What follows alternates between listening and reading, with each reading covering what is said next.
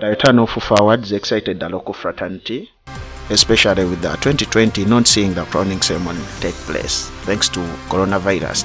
With the nominees list out, fans entered various camps and started pushing for their favorites to win by posting on social media and voting via SMS. Before the crowning day, the shortlist had social media split, with majority expressing their mistrust in the process after the league top scorer, that is Eunice Centam, missing out on the 3-man list and also missing out at the FUFA 11.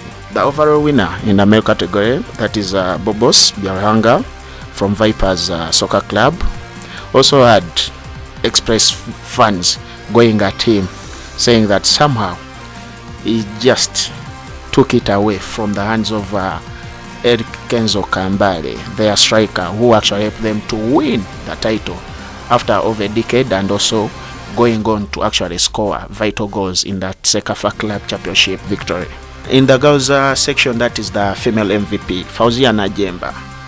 No doubt she was up there, and she actually defeated capable contenders, but you would expect her to take it, being the captain of the under-20 team, which is country doing wonders, and one game away from making history, that is facing South Africa in the return leg. You'd expect her actually to win it, and for her, she didn't see a lot of negative energy coming for her win. Away from the wins to the ugly side of the awards, the best local football crowning ceremony is on a downhill passage, and that's actually something which many hate to hear, especially those who reside at Mengo, that is FUFA House, but it is a sad reality which actually they have to wake up and do something on the awards. On the day, the first law was guests arriving when actually service providers were removing empty food dishes. That was 3 p.m. Invites at 2 p.m. People arriving at 3 p.m. They found empty dishes, and if really you know the number of people that are going to come in, because it was an only invite occasion, how can people come and miss food? You know, that's something Bobkins has to work on, because it was a company Kibo actually doing the organization of the event altogether. I know many of you have had that day, you know, you're on an empty stomach, and then the sun is that too much, and some actually end up collapsing. And feel for these guys. They were on empty stomachs, and they were in a tent which had heat like blazing up there. The heat was too much, and these so many violate the COVID-19 SOPs of wearing your face mask whenever you're in the public, so they had to abandon them in order to breathe. And even the dress code, the theme being black, it did help matters.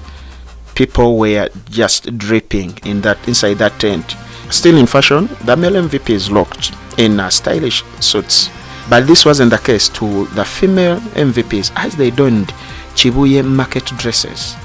The cheap looking dresses were akin to the 1990s wedding attire. Remember those tarantulas the matrons used to wear? It was that terrible. And the shoes, oh my god.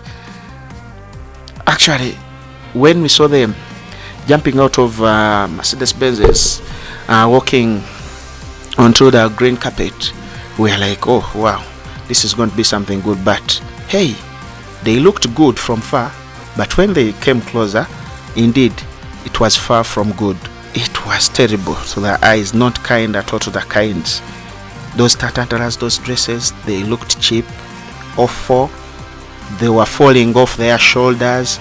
You know, these girls were walking, trying to take the dresses back up to their shoulders. Like, it was terrible.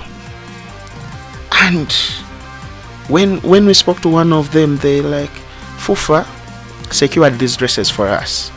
And this has been the case since the first edition. Yet to the male, they give them money and some top up to look that dope, and that was evident even on Saturday. But for the girls, really, that person who is in charge of purchasing these clothes for them, that the awful dresses, that had us to roll. If if actually we want to see them also look nice. You know, these girls do exercise a lot, they sweat a lot, and they have clean skins, because you know, you sweat a lot, then you take in a lot of fluids to rehydrate, and these are clear skins. You know, it's very disturbing to see a skin which looks very nice on a sweaty outing, and then on a glamorous outing it's terrible, as if it's paint. You know, it was paint, and this heat inside there, makeup was rolling down their cheeks. It was that terrible. Just pure evil makeup. That's all I can say to sum it up. Pure evil makeup. In a nutshell, the negative highlights overshadow the positive ones, and this is something we have no control over. You know, even the male coach of the year, that is Waswabosa.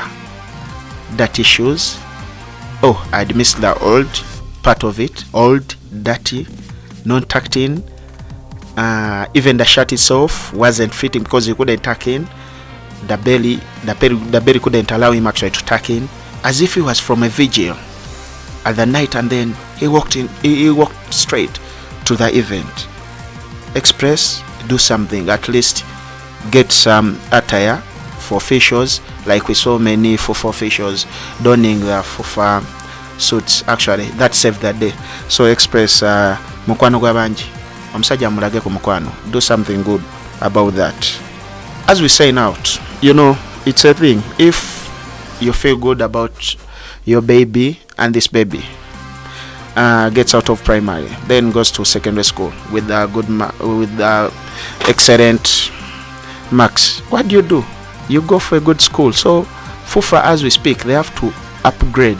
Mere giving out a car doesn't make sense anymore. That's not news as we speak. It's no longer news giving out a car. So just put your house in order, do the right things the right way, let people have food, work on the lighting, enough aeration at the venue, and lastly, our girls need to look like superstars. Their brand image matters a lot.